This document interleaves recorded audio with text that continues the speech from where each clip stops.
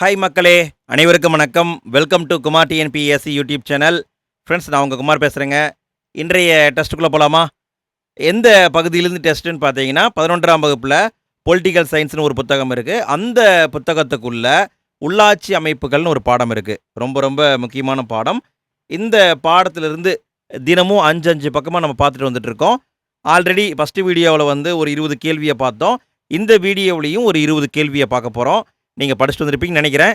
டெஸ்ட்டுக்கான பகுதியை நான் டெலகிராம் குரூப்பில் அனுப்பிட்டேன். நீங்கள் இன்னும் நம்முடைய டெலகிராம் குரூப்பில் ஜாயின் பண்ணலைன்னா ஃபஸ்ட்டு கமெண்ட்டில் லிங்க் இருக்குது, மறக்காமல் ஜாயின் பண்ணிக்கோங்க ஃப்ரெண்ட்ஸ். சரி, ஓகே ஃப்ரெண்ட்ஸ், நம்ம இன்றைய டெஸ்ட்டுக்குள்ளே போகலாமா? எல்லோரும் தயாராக இருக்கீங்களா? நான் கேள்விகளை கேட்ட உடனே ஆன்சர் அப்படியே போட்டுகிட்டே வாங்க ஃப்ரெண்ட்ஸ். 20 கேள்வி தான் இருக்குது, சிம்பிளாக முடிச்சிடலாம். சரி, ஃபஸ்ட்டு கேள்வியை பாருங்கள். 243B எந்த சட்டத்திருத்தத்தின் மூலம் அரசியலமைப்பில் சேர்க்கப்பட்டது? 243Bனா என்ன குமார் அப்படின்னு கேட்டிங்கன்னா, பஞ்சாயத்து ராஜ் அமைப்பை பற்றிய ஒரு சட்டப்பிரிவு. இந்த 243B என்பது எந்த சட்டத்திருத்தத்தின் மூலம் அரசியலமைப்பில் சேர்க்கப்பட்டது? விடையை பார்க்கலாங்களா? விடை 73வது சட்டத்திருத்தம். 73வது சட்டத்திருத்தம். அடுத்து இரண்டாவது கேள்வியை பாருங்க. 243B இன்படி எத்தனை லட்சத்துக்கும் மிகாமல்னு புக்கில் கொடுத்துருக்காங்க, தப்பு, மேல் அப்படின்னு வந்திருக்கணும். சரிங்களா? எத்தனை லட்சத்துக்கும் மேல் உள்ள மாநிலங்கள் மற்றும் யூனியன் பிரதேசங்களில் கிராமம், ஒன்றியம், மாவட்டம் என்ற 3 அடுக்கு பஞ்சாயத்து அமைப்பை ஏற்படுத்த வேண்டும். இந்த சட்டப்பிரிவு இருக்குது பார்த்தீங்களா, இது எதோடு தொடர்புடையதுன்னா 3 அடுக்கு பஞ்சாயத்து அமைப்பை உருவாக்கணும் அப்படின்னு சொல்லக்கூடியது. இதன்படி எத்தனை லட்சத்துக்கு மேலே மக்கள் இருந்தாங்கன்னா இந்த 3 அடுக்கு முறையை ஏற்படுத்தணும். இல்லைன்னா 2 அடுக்கு மட்டும்தான் இருக்கும். சரிங்களா?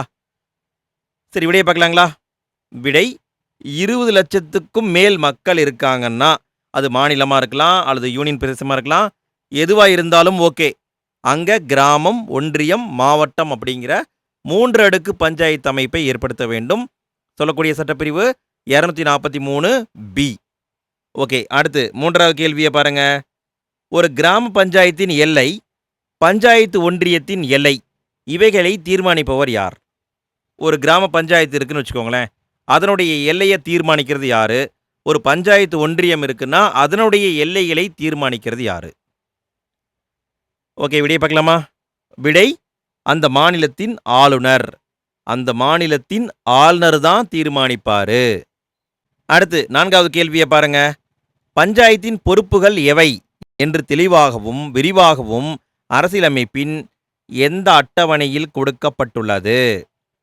ஒரு பஞ்சாயத்து இருக்குன்னா அந்த பஞ்சாயத்துக்குன்னு பொறுப்பு இருக்கு. அந்த பொறுப்புகளை பற்றி விரிவாக எங்கே சொல்லியிருக்காங்க, எந்த அட்டவணையில் சொல்லியிருக்காங்க அப்படின்னு கேட்குறாங்க. விடையை பார்க்கலாங்களா? 11வது அட்டவணையில் சொல்லியிருக்காங்க. பஞ்சாயத்து அப்படின்னாவே அது 11வது அட்டவணை. நோட் பண்ணிக்கோங்க. அடுத்து 5வது கேள்வியை பாருங்க. சரியான கூற்றை கண்டறிக. 2 பாயிண்ட் கொடுத்துருக்காங்க. எது சரின்னு கண்டுபிடிக்கணும். கண்டுபிடிங்க பார்க்கலாம். கண்டுபிடிச்சாச்சா? விடையை பார்க்கலாங்களா? சரி, பாருங்க. ஃபஸ்ட்டு பாயிண்ட்டு, கிராம அளவில் கிராம பஞ்சாயத்து உள்ளது. இது கரெக்டு.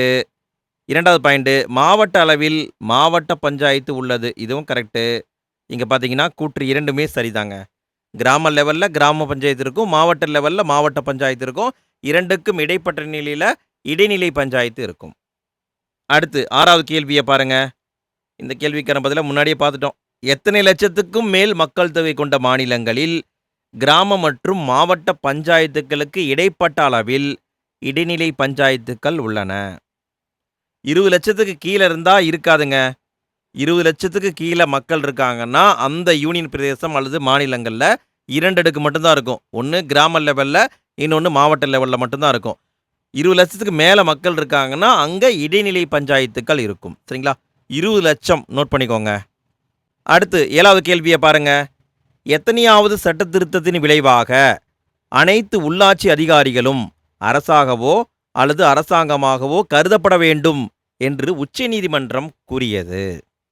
உள்ளாட்சி அதிகாரிகள் இருக்காங்க பார்த்தீங்களா, அவங்கள அரசாங்கமாகவோ அரசாங்கத்துடைய அங்கமாகவோ கருதணும் அப்படின்னு உச்சநீதிமன்றம் சொல்லியிருக்கு. எந்த சட்டப்பிரிவை அடிப்படையாக வச்சு சொல்லியிருக்குன்னு கேட்டிருக்காங்க. இதற்கான பதில் 73வது சட்டத்திருத்தம். இந்த சட்டத்திருத்தத்தின் விளைவாகத்தான் உச்சநீதிமன்றம் சொல்லியிருக்காங்க. அடுத்து 8வது கேள்வியை பாருங்க. 1959 அக்டோபர் 2இல் 1959 அக்டோபர் 2இல் ஜவஹர்லால் நேரு எந்த இடத்தில் பஞ்சாயத்து ராஜுக்கு அடிக்கல் நாட்டினார்? பஞ்சாயத்து ராஜுக்கு அடிக்கல் நாட்டியவர் யாருங்க? ஜவஹர்லால் நேரு தான். எப்போ அடிக்கல் நாட்டினாரு? 1959 அக்டோபர் மாதம் 2ஆம் தேதி. அக்டோபர் 2 காந்தி ஜெயந்தி, அதை ஞாபகம் வச்சுக்கோங்க. 1959 இதை ஞாபகம் வச்சுக்கோங்க. இதுக்கான பதில் ராஜஸ்தான் மாநிலத்தில் நகவூர் அப்படிங்கிற ஒரு ஊர் இருக்குது, அங்கே தான் அடிக்கல் நாட்டியிருக்காரு. ராஜஸ்தான் மாநிலம் நகவூரில் அடிக்கல் நாட்டப்பட்டது. அடிக்கல் நாட்டியவர் ஜவஹர்லால் நேரு. எப்போ?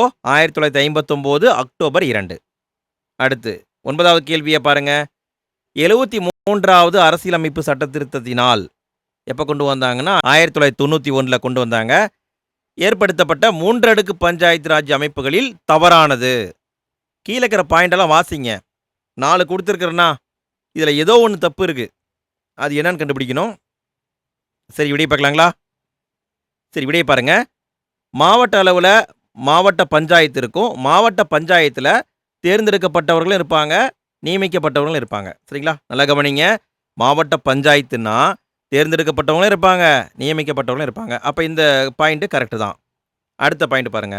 ஊராட்சி ஒன்றிய குழு அப்படின்னா இதில் தேர்ந்தெடுக்கப்பட்டோர் மட்டும்தான் இருப்பாங்க, நியமன உறுப்பினர்கள் இருக்க மாட்டாங்க. இதுவும் கரெக்டு தான். அடுத்து பாருங்க. கிராம பஞ்சாயத்து.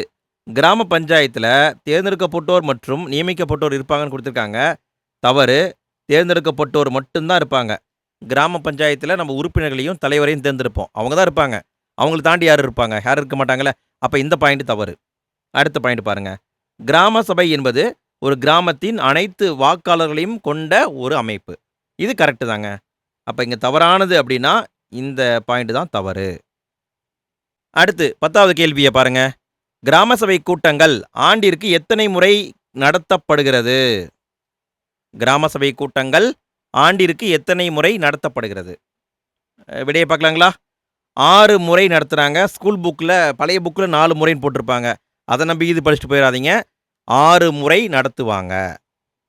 அடுத்து 11வது கேள்வியை பாருங்க. கிராம சபை கூட்டங்கள் கூடும் நாட்களை பொறுத்துக. கிராம சபை கூட்டங்களை கூட்டுவாங்கல்ல, கூடும் நாட்களை பொறுத்து சொல்லியிருக்காங்க. விடையை பார்க்கலாங்களா? மார்ச் 22 என்பது உலக நீர் தினம். நவம்பர் 1 என்பது உள்ளாட்சிகள் தினம். மே 1 என்பது தொழிலாளர் தினம். ஜனவரி 26 என்பது குடியரசு தினம். இன்னும் 2 தினம் இருக்குது. அது எந்த தினம் உங்களுக்கு தெரியும்? கமெண்ட்டில் போட்டுவிடுங்க. மொத்தம் 6 தினம்னு பார்த்தோமா? 6 தினம் என்னென்ன முடிஞ்சால் அதையும் கமெண்ட்டில் போட்டுவிடுங்க. உங்களுக்கு ரிமெம்பர் புக்கு கொண்டு வந்த மாதிரி இருக்கும், அப்படியே மற்றவங்களுக்கும் பயன்பட்ட மாதிரி இருக்கும். சரி, ஓகே. அடுத்த கேள்வியை பாருங்கள். 11ஆம் அட்டவணையில் உள்ள இந்திய அரசியலமைப்பின் பிரிவு எந்த பிரிவு ஊராட்சிகளுக்கான அதிகாரங்கள் பொறுப்புகளை வழங்குகிறது? 11வது அட்டவணைன்னா அது பஞ்சாயத்து ராஜ் அமைப்புங்க. 11வது அட்டவணையில் இருக்கிற எந்த சட்டப்பிரிவு ஊராட்சிகளுக்கான அதிகாரங்கள் பொறுப்புகளை வழங்குகிறது? விடையை பார்க்கலாங்களா? 243 ஜிங்க. 243 ஜி. அடுத்து 13வது கேள்வியை பாருங்க. சரியான கூற்றை கண்டறிக. 2 பாயிண்ட் கொடுத்துருக்காங்க, எது சரின்னு கண்டுபிடிக்கணும். கண்டுபிடிச்சிங்களா ஃப்ரெண்ட்ஸ்? நம்ம வீடியோவுக்கு இன்னும் லைக் போடாத நண்பர்கள் லைக் போடுங்க ஃப்ரெண்ட்ஸ். அப்படியே லைக் போட்டுக்கிட்டே பாருங்கள். வீடியோ பற்றிய ஃபீட்பேக்கை கமெண்ட்டில் போட்டுவிடுங்க. உங்கள் ஃப்ரெண்ட்ஸ்க்கு ஷேர் பண்ணுங்கள். டெய்லியுமே 4 பக்கம் 5 பக்கம் தான் டெஸ்ட் கொடுக்குறேன். மறக்காமல் வந்து அட்டன் பண்ணுங்கள் ஃப்ரெண்ட்ஸ். கொஞ்சம் கொஞ்சமாக அப்படியே ஜாலியாக படிச்சிங்கன்னா ஈஸியாக சிலபஸை கம்ப்ளீட் பண்ணிடலாம். சரிங்களா? தனியாக நீங்கள் படிக்கிற மாதிரி இருந்தால் ரொம்ப சிரமம், படிக்க முடியாது, படிக்க கடினமாகவும் இருக்கும், படித்தா மைண்டில் வச்சுக்கவும் முடியாது. சரி, ஓகே. விடையை பார்க்கலாங்களா? ஃபஸ்ட்டு பாயிண்ட் பாருங்கள். ஒரு பஞ்சாயத்தில் உள்ள அனைத்து இடங்களும் தொகுதி மக்களின் நேரடியான தேர்தல் மூலம் நிரப்பப்பட வேண்டும். இது கரெக்டுங்க. ஒரு கிராம பஞ்சாயத்தின் வாக்காளர்களை கொண்ட அமைப்பு கிராம சபை என்று அழைக்கப்படுகிறது. இதுவும் கரெக்டுங்க. இங்கே பார்த்தீங்கன்னா 2மே சரி என்பது ஆன்சர். அடுத்து 14வது கேள்வியை பாருங்க. மாநில நகராட்சி சட்டங்களின் அடிப்படையில் செயல்படாதது எது? மாநில நகராட்சி சட்டங்கள் இருக்கு. ஒவ்வொரு மாநிலத்துக்கும் நகராட்சி சட்டம்னு போட்டுக்குவாங்க. அந்த சட்டத்தின் அடிப்படையில் எது செயல்படாதுன்னு கேட்டிருக்காங்க. விடையை பார்க்கலாங்களா? நகராட்சிகள் செயல்படும், மாநகராட்சி செயல்படும், நகரையங்கள் செயல்படும், பாளைய வாரியங்கள் செயல்படாது. பாளைய வாரியங்கள் என்பது இராணுவ கட்டுப்பாட்டில் வரும். சரிங்களா? இது செயல்படாது. அடுத்த கேள்வியை பாருங்க. 15வது கேள்வி. பாளைய வாரியங்கள் சட்டம் கொண்டு வரப்பட்ட ஆண்டு. பாளைய வாரியங்களுக்குன்னு தனியா ஒரு சட்டம் இருக்கு. அந்த சட்டம் எப்ப கொண்டு வரப்பட்டதுன்னு கேட்டிருக்காங்க. எப்ப கொண்டு வந்தாங்க? விடைய பார்க்கலாங்களா? 1924ல கொண்டு வந்தாங்க. பாளைய வாரிய சட்டங்கள் 1924ல கொண்டு வரப்பட்டது. அடுத்து 16வது கேள்வியை பாருங்க. அரசியலமைப்பின் 74வது அரசியலமைப்பு சட்ட திருத்தம் 1992 நிறைவேற்றப்பட்டு எந்த நாளில் அரசிதழில் வெளியிடப்பட்டது? ஒரு சட்டம் போடுறாங்கன்னா அதை கவர்மெண்ட் அரசிதழ்னு ஒன்று இருக்கு. அதில் வந்து வெளியிடுவாங்க. எப்போ வெளியிட்டாங்கன்னு கேட்குறாங்க. விடையை பார்க்கலாங்களா? விடை 1993ல் ஜூன் மாதம் தான் வெளியிட்டாங்க. 1993 ஜூன் மாதம். அடுத்து 17வது கேள்வியை பாருங்க. 74வது அரசியலமைப்பு சட்ட திருத்தம் 1992 இதன்படி ஒவ்வொரு மாநிலமும் யூனியன் பிரதேசமும் தங்கள் சட்டங்களை தேவையான அளவு திருத்துவதன் மூலமோ மாற்றுவதன் மூலமோ மத்திய சட்டத்தின் விதிகளை தங்கள் சட்டங்களில் ஏற்படுத்திட அனைத்து மாநிலங்களுக்கும் எத்தனை ஆண்டு கால அவகாசம் வழங்கியது? அவங்க என்ன சொல்லிட்டாங்கன்னா, நாங்கள் பஞ்சாயத்து ராஜ் அமைப்பு பற்றிய சட்டம் கொண்டு வந்துட்டோமா, நீங்கள் உங்களுடைய பஞ்சாயத்து சட்டம் போட்டிருப்பீங்களா, ஒவ்வொரு மாநிலமும் போட்டிருப்பாங்க, அந்த சட்டங்களில் திருத்தம் பண்ணி நாங்கள் கொண்டு வந்த அம்சங்களை சேர்த்திக்கோங்க. ஒன்று திருத்தம் பண்ணுங்க, இல்லைன்னா மாற்றுங்க, ஏதோ ஒன்று பண்ணிக்கோங்க. உங்களுக்கு குறிப்பிட்ட காலம் டைம் கொடுக்குறோன்னு சொன்னாங்க. எவ்வளோ டைம் கொடுத்தாங்கன்னா, ஓராண்டுகள் டைம் கொடுத்தாங்க. ஓராண்டு டைமு அதுக்குள்ளே மாற்றிக்கணும். அடுத்த கேள்வியை பாருங்க. 18வது கேள்வி. பஞ்சாப் நகராட்சிகள் சட்டம் கொண்டு வரப்பட்ட ஆண்டு. பஞ்சாப் நகராட்சிகள் சட்டம் கொண்டு வரப்பட்ட ஆண்டு 1911ங்க. 1911. அடுத்த கேள்வியை பாருங்க. 19வது கேள்வி. 1911 பஞ்சாப் நகராட்சிகள் சட்டத்தில் திருத்தம் கொண்டு வரப்பட்ட ஆண்டு. பஞ்சாப் நகராட்சிகள் சட்டத்தில் திருத்தம் கொண்டு வந்தாங்க. ஏன் கொண்டு வந்தாங்க? நம்ம முன்னாடியே பார்த்தோம் இல்லையா, ஓராண்டுக்குள்ளே எல்லாத்தையும் மாற்றணும்னு சொன்னாங்களே, அதன்படி 1911 கொண்டு வரப்பட்ட சட்டத்தில் மாற்றம் பண்ணாங்க. எப்போ மாற்றம் பண்ணாங்கன்னு கேட்டிருக்காங்க. இதற்கான பதில் 1998 திருத்தம் பண்ணாங்க. 1998. அடுத்து 20வது கேள்வியை பாருங்கள். கடைசி கேள்விங்க. இதோட டெஸ்ட் முடியுது ஃப்ரெண்ட்ஸ். நாளைக்கு என்ன டெஸ்ட்டு, எந்த பகுதியிலேருந்து டெஸ்ட்டு அப்படிங்கிறத நான் டெலகிராம் குரூப்பில் அனுப்பி விட்டுறேன். கம்யூனிட்டி போஸ்ட்டாகவும் போட்டு விட்றேன். நீங்கள் இன்னும் நம்முடைய டெலகிராம் குரூப்பில் சேரலைன்னா ஃபஸ்ட்டு கமெண்ட்டில் லிங்க் இருக்குது, சேர்ந்துக்கோங்க. சரி, கடைசி கேள்வியை பாருங்கள். நகர்ப்புற உள்ளாட்சி அமைப்புகளில் 3 அடுக்கு முறையை பரிந்துரைத்த அரசியலமைப்பு சட்ட திருத்தம். நல்லா கவனிங்க. இப்போ நான் சொல்கிறது நகர்ப்புற உள்ளாட்சி அமைப்பு, இதில் 3 அடுக்கு முறையை கொண்டு வரணும் அப்படின்னு பரிந்துரைத்த அரசியலமைப்பு சட்ட திருத்தம் 74ங்க. பஞ்சாயத்து ராஜ்னா 73, நகர்ப்புறம் நகராட்சின்னா 74. சரிங்களா? இது ஞாபகம் வச்சுக்கோங்க. அவ்வளோதான் ஃப்ரெண்ட்ஸ், இன்றைய டெஸ்ட் முடிந்தது. 20 கேள்வியை பார்த்துருக்கோம். எத்தனை கேள்விக்கு உங்களுக்கு ஆன்சர் தெரிஞ்சது மறக்காமல் கமெண்ட்டில் போட்டுவிடுங்க. வீடியோ பற்றிய ஃபீட்பேக்கையும் கமெண்ட்டில் போட்டுவிடுங்க. உங்கள் ஃப்ரெண்ட்ஸ்க்கு ஷேர் பண்ணுங்கள். நாளைக்கு டெஸ்ட்டுக்கு படிச்சுட்டு வந்துடுங்க. நாளைக்கு இரவு 9:30 மணிக்கு இதே மாதிரி நம்ம டெஸ்ட்டில் மீட் பண்ணலாம். சரிங்களா? ஓகே ஃப்ரெண்ட்ஸ், அனைவருக்கும் இனி இரவு வணக்கம். Good night.